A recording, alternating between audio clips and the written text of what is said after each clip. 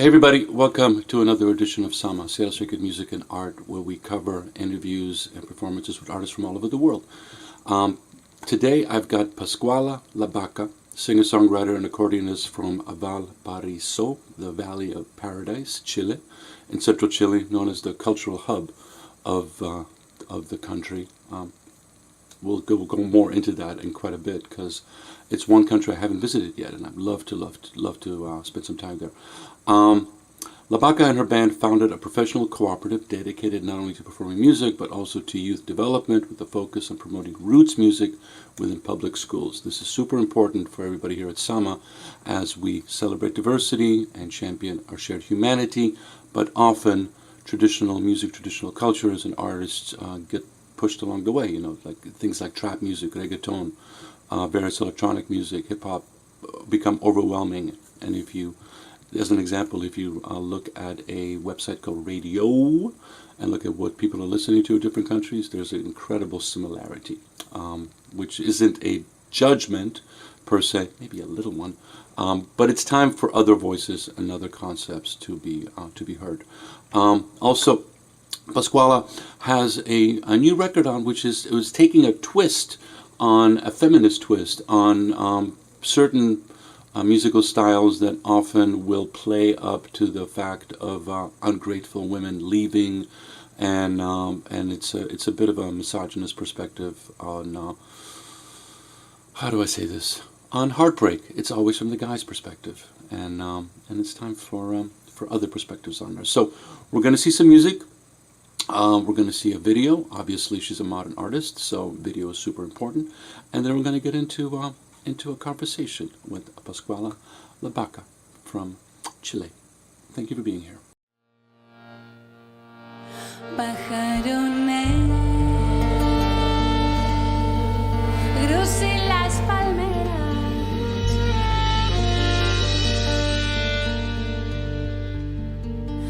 dos frutos cayeron a mi puerta, tú dormida en la mosquitera y la arenita me peina.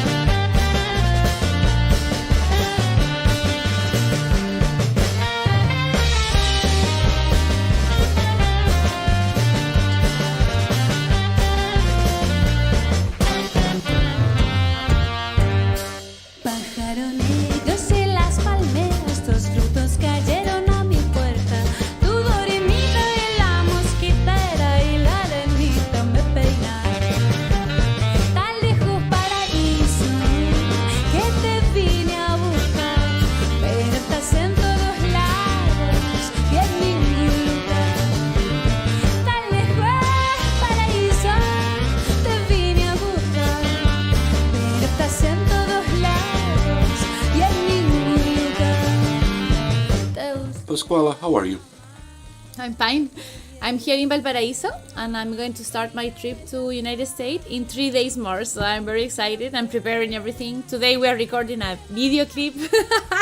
We are doing everything in these 3 days. But I'm very happy to go there. It's very important for us to show our music there. We feel that there's a lot of stereotypes about what is being Latin American. So we're very happy to go there. Every time I go to United States or Europe, when I'm playing, I feel very excited about that. I feel that I'm opening some kind of window to a different perspective about what is a Latin American woman, or because Latin America, you know a lot about the Caribbean culture, but not, for example, Andes culture or all the mixed culture that we've got here in the deep south. So I'm very happy to show our culture there. So Awesome. I'm very excited to go. I'm glad you are. Obviously, the Spanish language is now incredibly prominent in America, much more so in the past, and especially in the context of music. The charts have shown a huge proliferation of Spanish-speaking artists. But to your point, that's a language. There's incredibly wide culture within the diaspora, from Chile to Colombia to Panama, obviously to Mexico. Yeah, those are three completely different cultures, and often people here, once they hear it, they just think it's the one thing. And you may share the language, but you come from a wide range of different cultures. And I'm also intrigued at the influence of the indigenous cultures and continuing influencing indigenous cultures, and that also within South America, it's not just Spanish, obviously you have Portuguese, but there are indigenous languages and cultures there also that are presenting their own identity and their own perspective. And I'd love to speak with you a little bit about that. Yeah, I have tried to incorporate native languages in my music. If you listen my music, you can listen Mapudungun and Aymara, Quechua. I think it's very important because in the common language, in the family language, we use a lot of indigenous words, but we don't know they are coming from that place. For example, if you steal something, for example, a piece of chocolate inside the house, or you steal some piece of cake in the refrigerator, for example, your mother will tell you are guiña. Uy, la cabra guiña. And guiña means cat in Mapudungun. But we don't know. So it's very nice to put all these words and all these languages in the songs, because kids start to sing them again. Music has this thing that becomes very familiar. We have a lot of children that follow our music. Even our music is not was not originally thought for children, but they love, because they love traditional rhythms and they love Andes rhythms. So we start to find out that our music was a very good bridge to get interest in the children's in the native music. So that was one of the intentions behind the collective that I spoke about earlier, when you were focusing on creating opportunities for kids to learn. Was it like, this is good, let's play, or was it a little more different?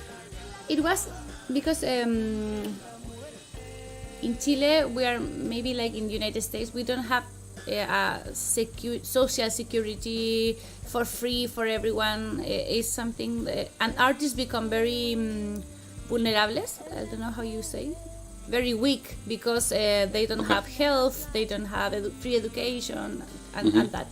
So we create this cooperative to get to be formal workers in the system. Formal workers from the arts. That was the first thing. So we did contracts for us as a band, and we got really like workers, no? We become artist workers in the society. This is a very important political step in Chile, because never artists are considered as workers. Yeah. So we did this thing. We was the first band to do that, and then we was thinking why the people in Chile they never listen to Chilean music. They are always listening to another music in the radio. No? So the childrens, they don't know about Chilean artists, and very good Chilean artists become very poor when they are elder, because nobody knows them. So we decide to start doing music tours in the national schools, so we can show our music and also the history of another women musicians from Chile, and teach that to the children. That was the purpose. That's beautiful. Yeah. So you actually got it done, because Chile is known as it's like the most capitalist. I mean, I'm not there, so I'm not quite sure. Yeah.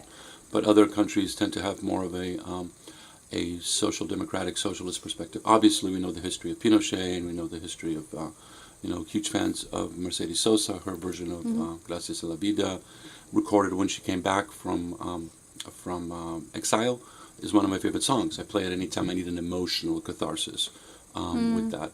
But the country itself seems to be going through a lot of transformation, and I'm always intrigued to talk to artists that are coming from countries, should we say, in transition, And that tells me what you just said right now is that the country's transitioning in a really interesting way, especially post-pandemic, where artists didn't tour. So how the hell are they going to make money to feed themselves and feed their families? So now if they're actually qualified as workers, so they can actually get Social Security, unemployment, and all of those aspects. Is that what we're talking about? Yeah. But this experience we are just starting, no? Because Okay.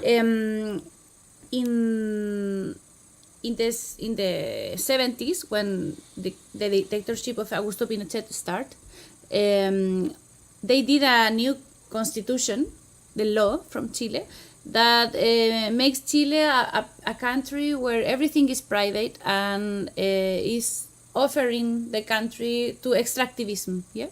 Yeah. That's why I always compare Latin America with Africa, because we are always exposed to extractivism. We never. We lost all our own factories, and we are always selling like the prime material and buying everything from another parts of the world. Yeah. So now, after Estallido Social, the very important political process we lived in 2018,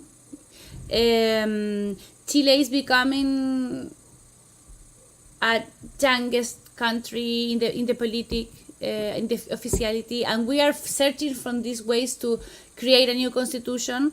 We are now in this process, but also to live with more dignity for artists, for ordinary people. Like, this is the process we are living now, but it's full of violence, because the rich people doesn't want to lose their privileges. No, so it's very difficult, the political situation in Chile.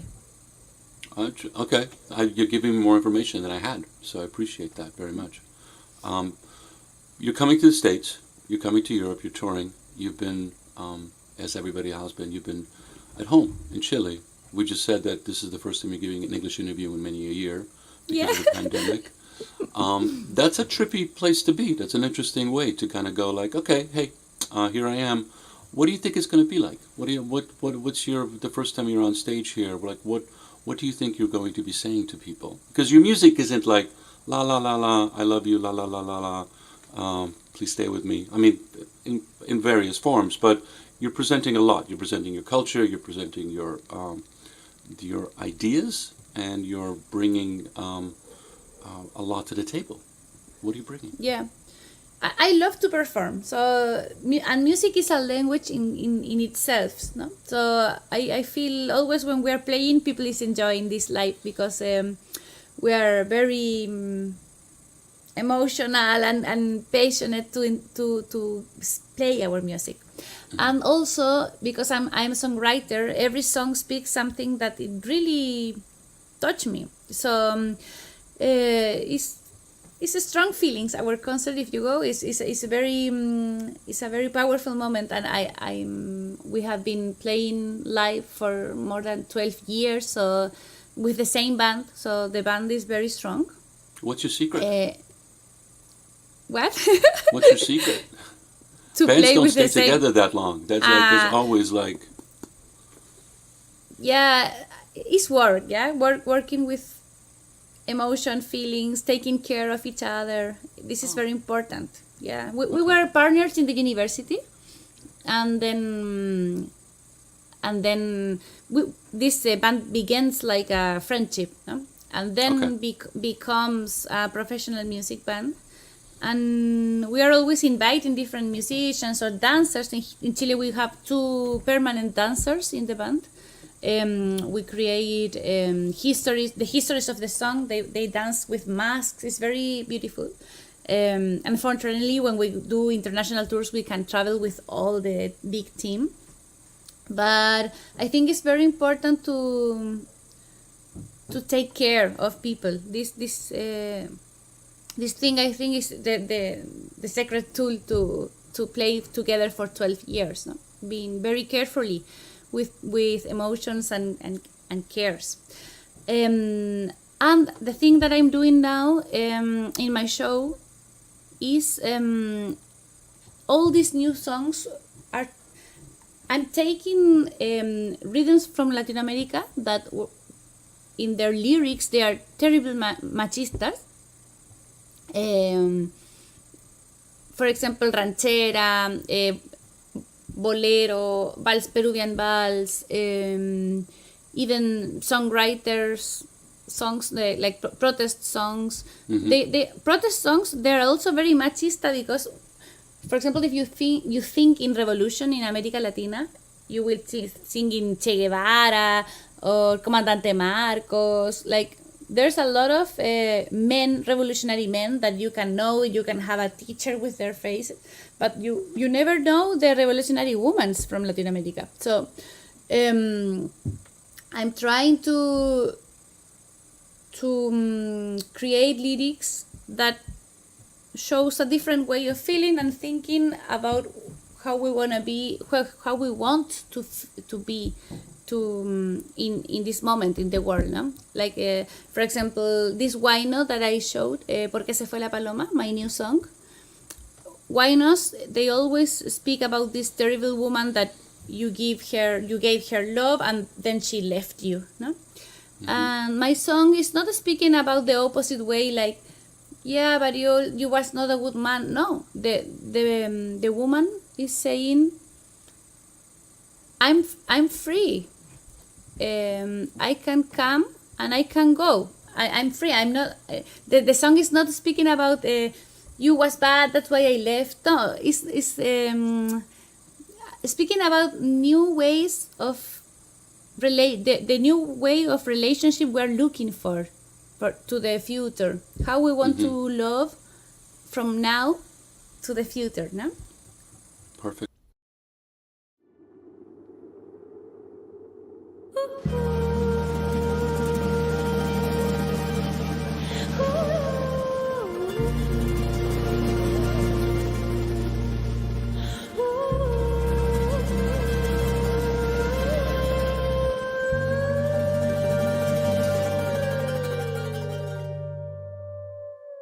Si has de llamarme paloma, no puedes no ver mis alas. Si has de llamarme paloma, no puedes no ver mis alas. Me construiste una casita sin siquiera preguntar. No es pa' mi cuello el collar, ni mi casa un palomar. Ay, ni mi casa un palomar. Así como soy paloma, toca volar, toca volar.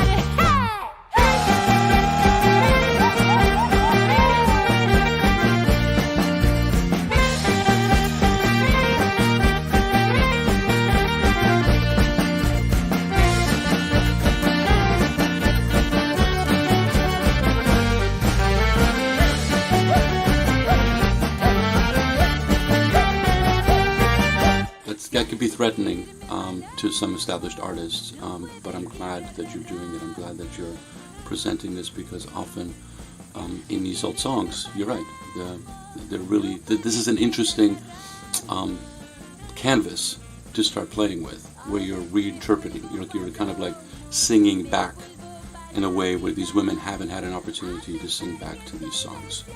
So it's a beautiful, I look at it as like a journey. You're telling the story from your perspective now. Does that make sense? Yeah, I mean, not only me, it's my generation. We are all and the young kids, we are all trying to love in a different way. So less possessive, not feeling that love is something that hurts.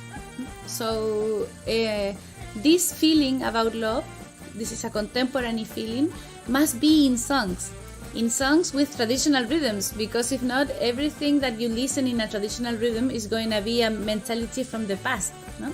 So this is a duty to put our contemporary thinking in the ancestral rhythms. That's beautiful. So you've been doing this for a while. You also went to India, which is a completely different culture. And you had a band, I guess the band's still together, Samadhi. How is that experience? Because first of all, most people don't travel. But spending time in India and performing and learning about that culture and then coming back to Chile, traveling, learning about traditional culture. How are you combining all of those things into the work that you are right now? How do they play together? Yeah, when I was a kid, I lived in India for 1 year. Since 10 years, I left from Chile when I was 10, and I come back when I was 11, 12. Mm-hmm. And that was very transforming for me, because I realized that Latin America is not totally Western. Because always they tell you are Western.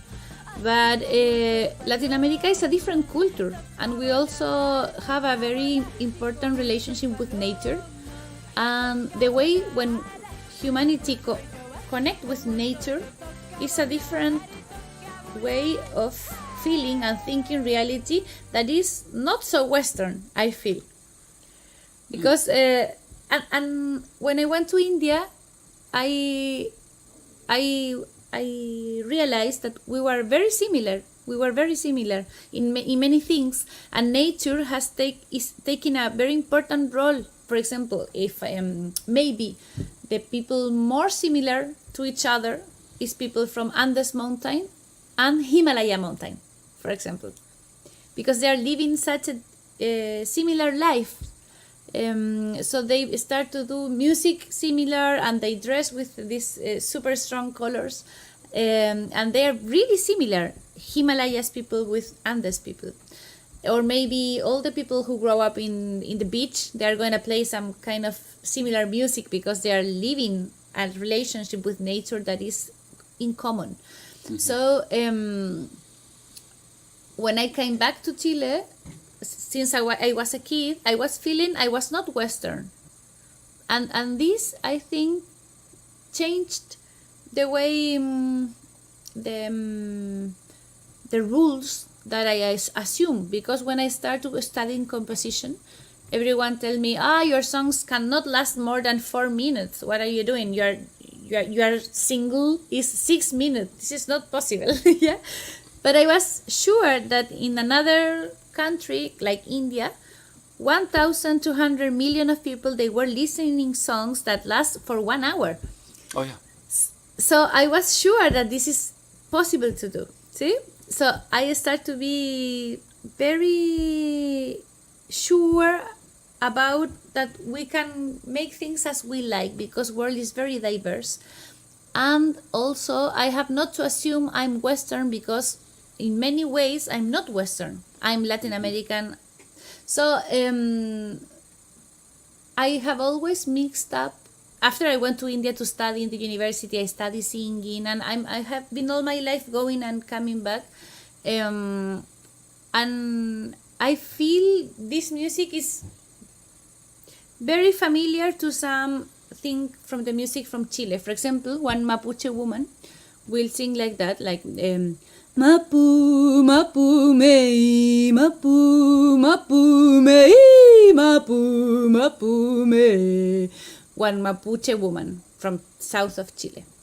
And in India, you can sing like that, like Sariga ma pa ra. So it's the same thing, because it's the same feeling about sound is part of the nature. So sound is like a wave, no? Mapu mei or ma.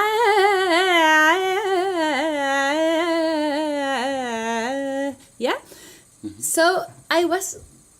I deeply feel that this music is very familiar. So there's no problem with mixing those worlds, because we are already connected by the way that we looked nature all our life as culture. That's beautiful. Thank you. I love that story. It's hard to get that explained, and I really appreciate it. I interrupted you. I hope you understand. I totally understand. It's like, it's our motto: celebrate diversity, champion shared humanity, and looking at this music. I've been doing this for a long time, so looking at these musical traditions and trying to find ways where they complement each other, not overwhelm each other, or it's like, oh, you need to sound like this right now. But I love that when you see this flow between mountain people, people in the forests, in the steppes, and that we're all just human beings. This is just language, civilization is just a manifestation of our beauty, and it's all beautiful. I interrupted you when you were talking about you getting ready for this tour. It's been a pandemic. It still is a pandemic. It's still here. What are you doing as a human being? What are you doing to get ready? What are you hoping will happen? In what sense? Getting ready, getting on tour, going to different places, visiting. Yeah. Sharing yourself. In the practical stuff has been much more difficult than another tours because I have done 22 international tours before.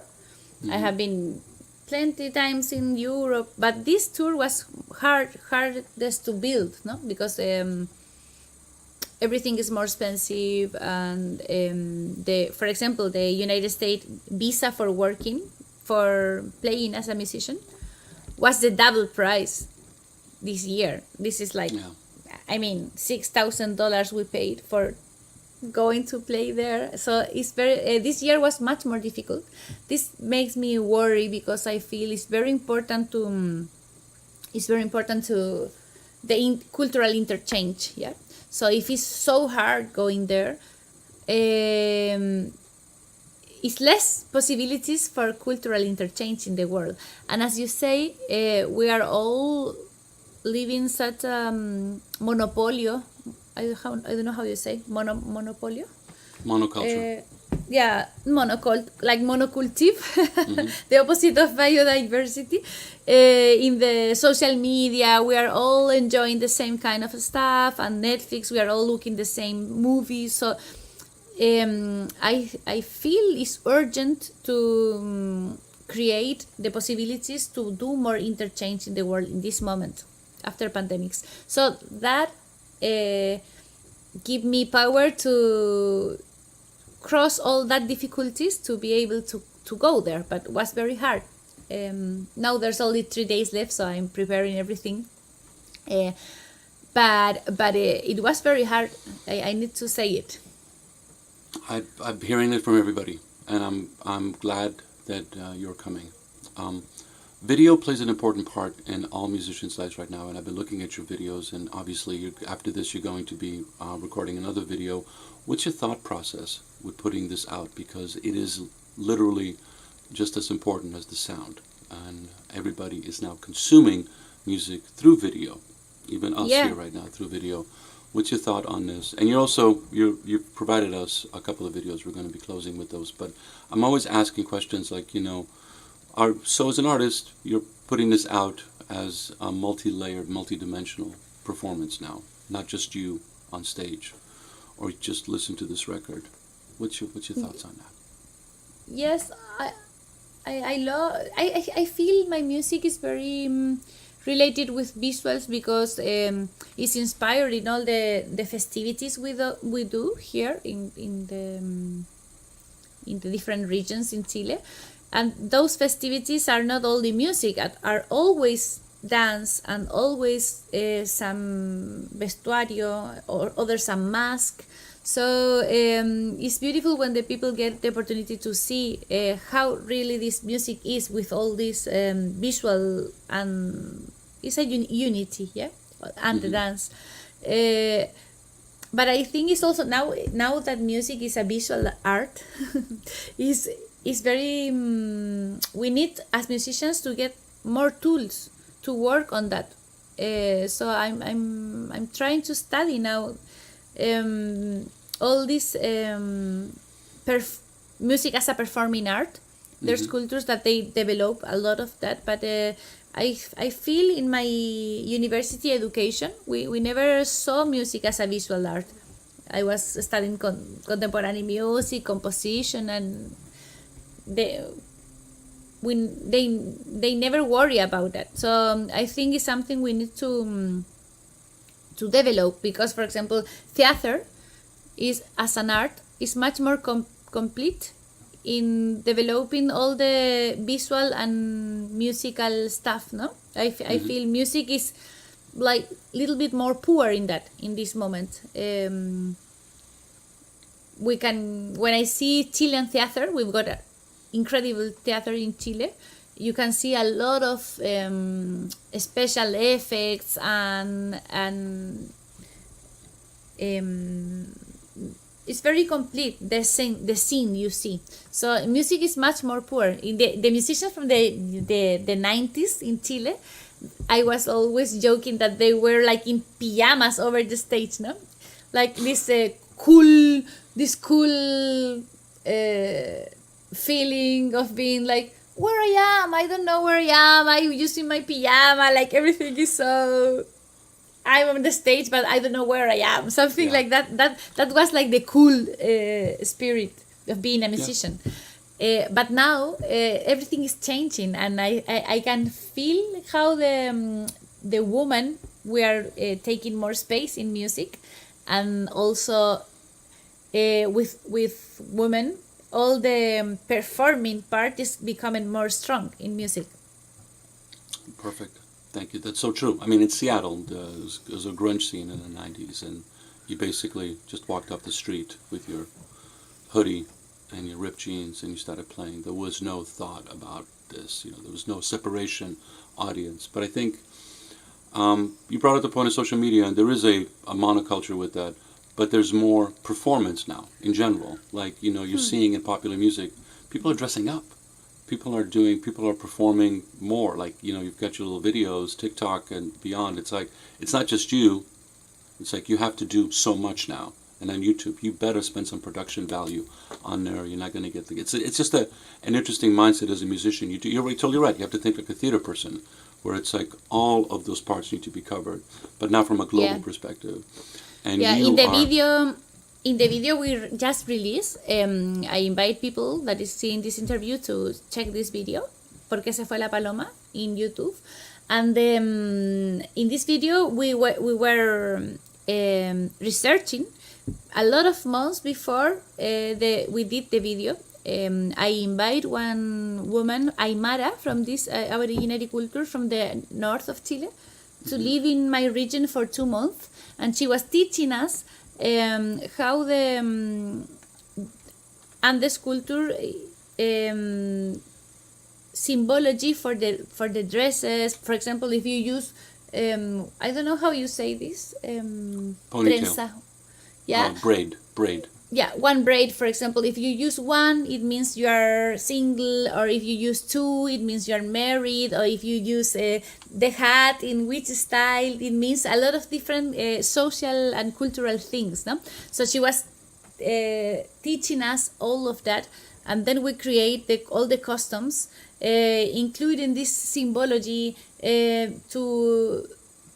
to liberate that woman that was originally coming from that culture. So it is very, we did a very important work with her since September last year, and we just released the video, but was a very deep process. Pascuala Ilabaca, thank you for being here. Thank you. I appreciate you. Look forward to catching you in the United States and Europe, and your touring calendar is very interesting. You're playing on Vashon here in Seattle and Seattle proper. You're going to have you been here before? Yeah, I was playing in the Triple Door in Seattle. Okay, perfect. For maybe twice or 3 times. Yeah. Okay, then I need to know more about this. But I loved Seattle. I love this place. It's a little bit similar like my city, because it's like this port feeling. With a lot of movement and crazy people going in the street, and some relaxed feeling in the city. I loved. And good coffee. Okay, awesome. Awesome. I look forward to seeing you here. This has been great. I want to thank Mark for setting up this interview. Thank you. Thank you very much. Best of luck and best success.